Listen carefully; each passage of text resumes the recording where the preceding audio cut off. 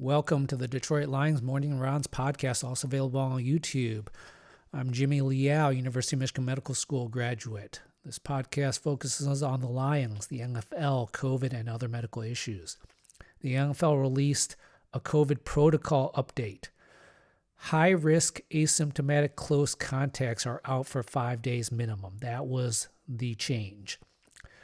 Asymptomatic positive tests are only out for 2 to 3 days if they can test negative twice 24 hours apart.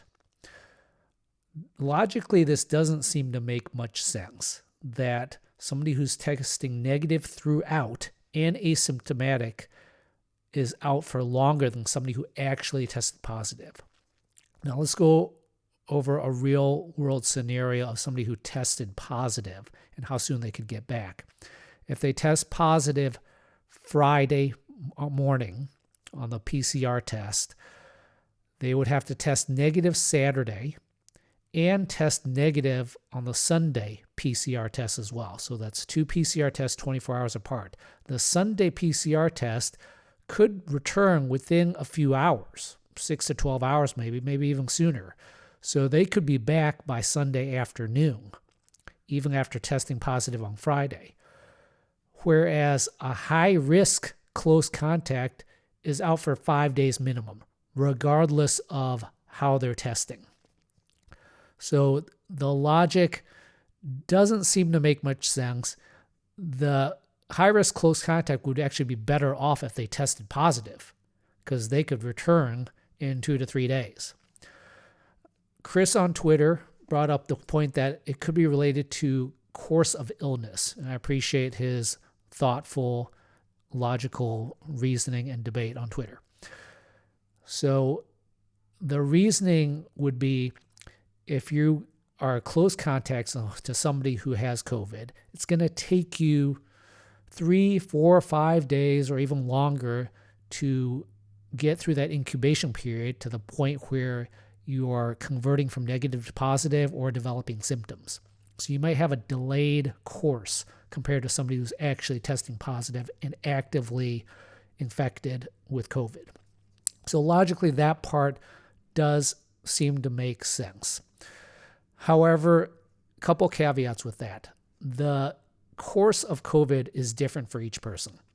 For somebody, a young, healthy, elite athlete in the NFL, their course of COVID could be 1 day. They could get infected and clear it out of their system in a day. It's gone, totally asymptomatic throughout, done. For other people, it could be 5 days. For other people, it could be 2 to 3 weeks.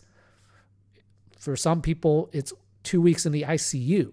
So everybody's course is different. So it's hard to say that an asymptomatic person's who's high risk close contact necessarily has that much of a different course than somebody who's testing positive.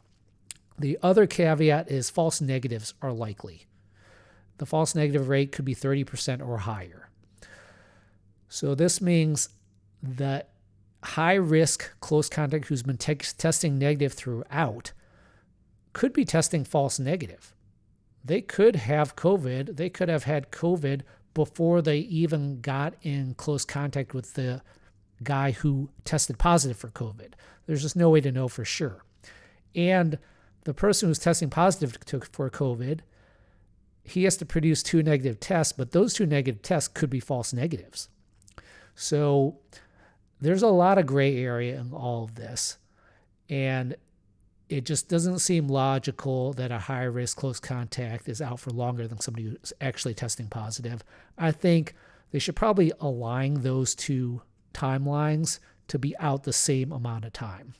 Now, the CDC guidelines currently are, if you're asymptomatic and test positive, you could be back to work within 2 to 3 days, which is what the NFL guidelines are adherent to. So the NFL may want to change it so that the high-risk close contacts are out for 3 days minimum instead of the 5 day minimum, or change it so that the positive tests players are out for 5 days as well. So just aligning them so it makes a little bit more logical common sense.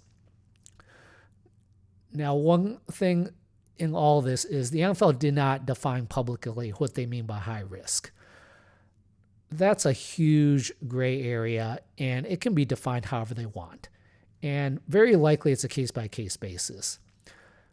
With COVID, with the risk level, there's no way to definitively quantify risk. We don't even know that much about COVID, period. So to put a percentage value on a risk is impossible. So there's a lot of gestalt. There's a lot of looking at the entire clinical picture involved here. So high risk can be defined however they want. What I'm suspecting that the NFL is doing here is putting this in to put pressure on players and staff to follow the rules. And it gives them a hammer to use in case they need to almost penalize a player for doing something that's high risk, like having a big party or something, or going out to a strip club. Something like that that's just is not allowable and doesn't follow the guidelines, and this gives them a hammer to knock them out for 5 days minimum. So what does this mean for NFL fans like myself? It likely doesn't mean that much, because I suspect most people, most players and staff are not going to be labeled high risk. Again, the NFL can find gray area to not label people high risk. Everything's case-by-case basis, very likely. All right, let's talk about the COVID numbers for the past week. From October 4th to October 10th, the NFL released publicly the numbers. 8 players and 7 staff were positive. So that's only 15 out of thousands. However, they still qualify the positives as confirmed positives. We don't know exactly what that means. It could mean that they were not labeled false positive and everything beyond that is a confirmed positive, or it could mean that they needed to have more than one positive test to be a confirmed positive. We don't know for sure, but that label gives them some leeway to fudge the numbers a little bit and make the numbers look a little bit better than they actually are. We don't have the hard data on how many actual positive tests there were. All right, let's talk about the Lions and their health right now. Today is Wednesday, so we got some initial practice reports. Joe Dahl, Bo Scarborough, and Mike Ford off IR. They're back in practice, which is great news. It'll be interesting to see what the Lions do with Joe Dahl at the guard spot. He's played solidly for them. Unlike Halapoulivaati Vaitai, who's struggled a little bit at guard the past couple games, Vaitai's position that he signed to play was offensive tackle. However, he's been pushed to guard because of an injury issue with himself, as well as Tyrell Crosby's doing very well at offensive tackle. So it'll be interesting to see how they manage Dahl, Vaitai, and Crosby, who's playing, who's on the bench.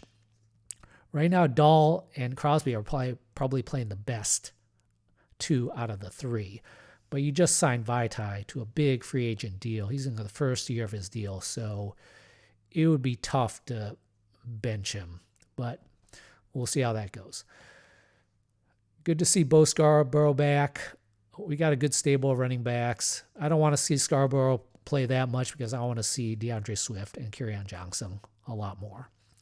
Now, Coleman is still on IR. He initially injured his hamstring on September the 13th. So we're only October the 14th today. So we're only a month into this. His hamstring injury looked severe. He had to be helped off by 2 people. Hamstring injuries can last easily 2 months or 3 months if it's a severe one. So I was not expecting him to be back now.